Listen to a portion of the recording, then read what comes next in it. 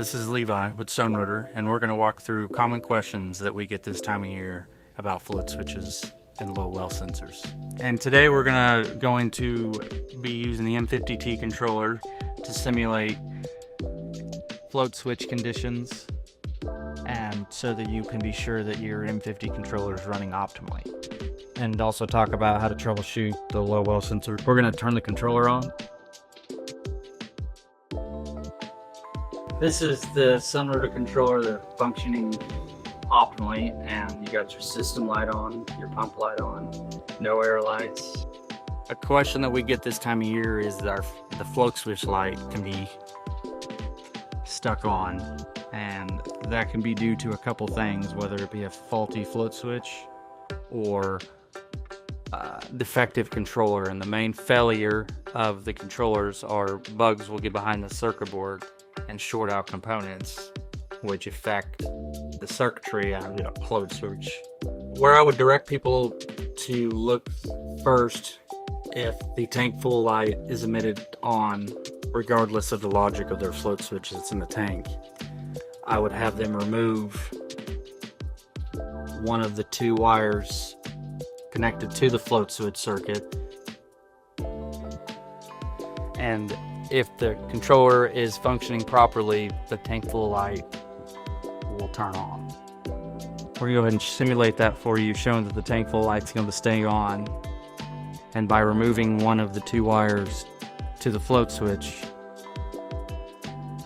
it should turn off and the controller should then run. So now we got a tank full light on, but our tank is dry. So we know that there's an issue in the tank full circuit. So what we're going to do first is remove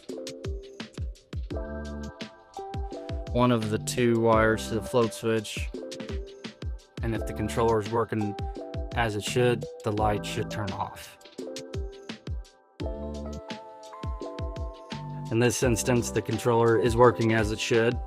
So where you're going to investigate further is looking for a bad wire in the float switch, or the float switch itself might be defective. If we are to remove one of the tank sensor wires and the light stays on, then that would indicate a faulty controller. The low well circuit is a normally closed circuit, and here we have it simulated stuck on.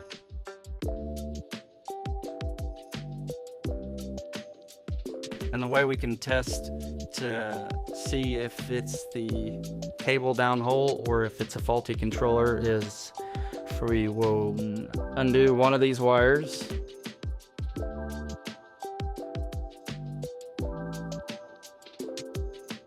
and install a jumper in between COM1 and WH.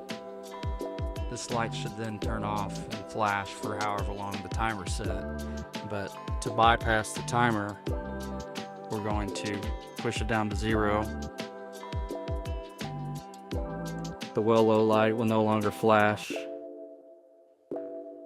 indicating that it was a problem with the switch downhole or the wire. If it stays lit when we do this, then that would indicate that that is a faulty controller.